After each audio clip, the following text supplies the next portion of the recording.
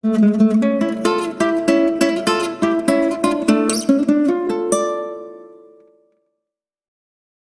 semuanya, selamat datang di Novel Time, selamat menikmati ceritanya, dan jangan lupa like, komen, dan subscribe.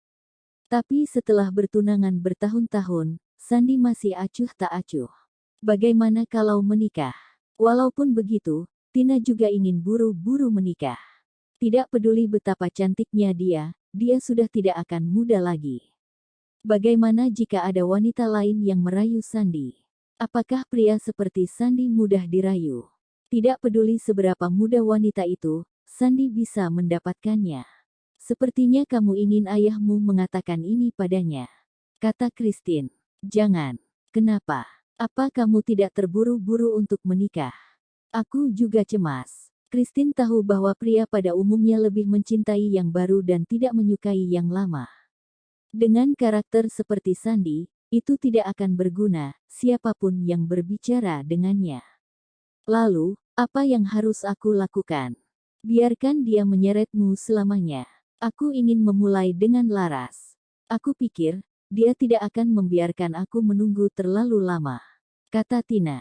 Setelah mendengar percakapan mereka, Erika yang bersembunyi di luar pintu, berjingkat menjauh dan berlari ke sudut yang terpencil. Dia terkejut dengan apa yang didengarnya. Mendengarkan kakak perempuannya tadi, keluarga Dominic tidak perlu menikahi Tina. Jika orang ini adalah dia, apakah itu tidak apa-apa?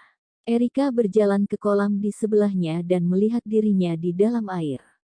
Dia memakai pakaian yang tidak sama dengan orang normal dan rambutnya acak-acakan, tapi penampilannya tidak buruk. Ibuku mengatakan sebelumnya bahwa dia lebih cantik dibanding kakak perempuannya. Di pagi hari, Tina masuk ke kamar tanpa mengetuk pintu dan menarik selimut Erika. Erika di tempat tidur menggigil, "Kakak, aku kedinginan." "Erika, jika kamu berpura-pura sakit lagi, percaya atau tidak, aku akan membunuhmu," kata Tina kesal. Dia adalah anjing dari keluarga Yahya. "Tidak, Kak. Aku benar-benar merasa tidak enak badan, sepertinya aku sakit." Wajah Erika sedikit merah. "Aku beritahu kamu, bahkan jika kamu mati hari ini, kamu harus tetap pergi dan menemui Jody." Tina marah. Kakak, kurasa tidak. Itu salah," kata Erika terengah-engah. "Apanya yang salah? Jika aku berhasil menikah dengan keluarga Hermanto, dan kakak tidak menikah dengan keluarga Dominic, kakak akan semakin kecewa." Erika berkata sambil menundukkan kepalanya. "Apa yang kamu bicarakan? Kamu berani mengutukku?" Tina sangat marah sehingga dia melangkah maju dan menamparkan wajahnya. Wanita jalang. Ah, kakak, jangan. Kakak, aku salah. Kakak, jangan menamparku, aku harus membunuhmu hari ini. Tina menamparkan Erika lagi seperti orang gila. Erika menjadi semakin lemah dan tidak bisa bergerak sama sekali. "Erika, berani-beraninya kau berpura-pura mati." Tina menamparkan wajahnya 2 kali, tapi dia tetap tidak bergerak. Orang di sebelahnya berkata, "Nona, Erika sepertinya pingsan. Kelihatannya dia benar-benar sakit dan cukup serius. Boleh aku panggil dokter?"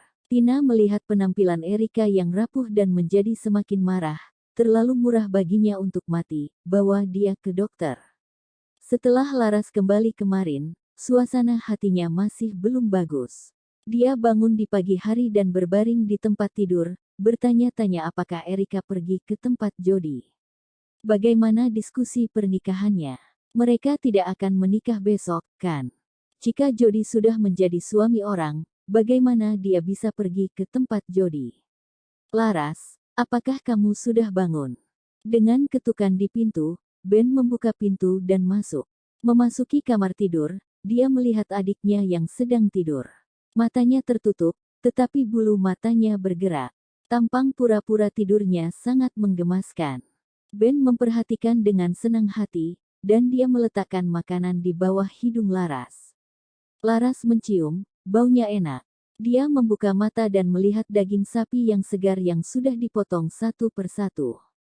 Potongannya sangat rapi, simetris, dan halus. Dia tidak perlu berpikir lama untuk mengetahui siapa yang memasak daging ini. Ben menggunakan garpu kecil yang lucu dan menyuapkan daging itu kepada Laras. Laras tidak menahan sedetik pun, dia langsung membuka mulutnya. Ben memasukkan daging sapi ke dalam mulutnya dan bertanya, apakah ini enak? Enak. Daging sapinya empuk dan enak. Dia baru saja menelan daging sapinya dan teringat. Aduh, Kak Ben, aku belum menggosok gigi.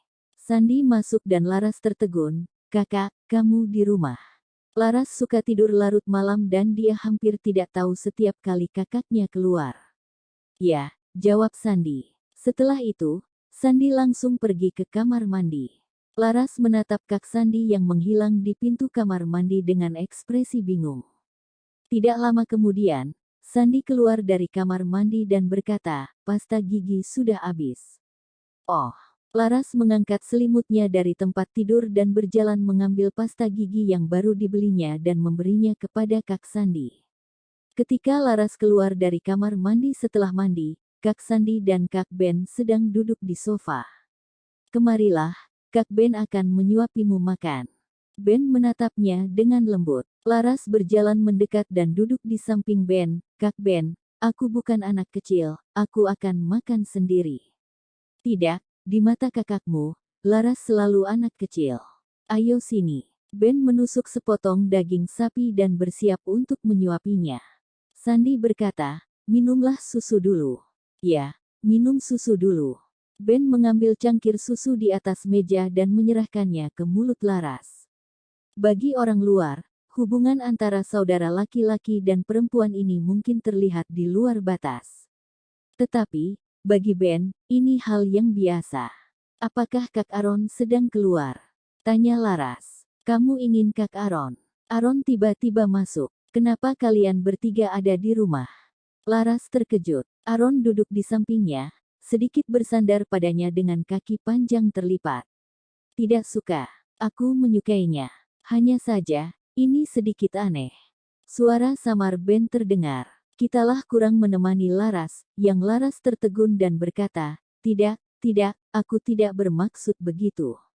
Tentu saja dia menyukai ketiga kakaknya ini di rumah, tapi dia bukan lagi anak-anak. Kenapa dia bisa selalu diperhatikan oleh kakak-kakaknya? Aaron memalingkan wajahnya, menatap Laras, dan berkata, hari ini ada konser di rumah. Hari ini, Laras tertegun. Ya, hari ini. Konser yang bagus. Ben tersenyum lembut. Laras memandang Kak Sandy yang duduk di seberangnya. Dia terlihat benar-benar dingin dan tenang. Ternyata ketiga kakaknya ini ada di rumah bersamanya untuk menonton konser tersebut. Sebelumnya, konser pernah diadakan di kastil itu. Artis-artis populer diundang untuk bernyanyi, menari, dan bahkan berakting dalam drama. Selama mereka terkenal dan kompeten, mereka dipersilahkan untuk datang. Pokoknya, buang saja uangnya. Apakah mereka khawatir dia sedih karena pernikahan Jody? Terima kasih semuanya, jangan lupa untuk like, komen dan subscribe ya.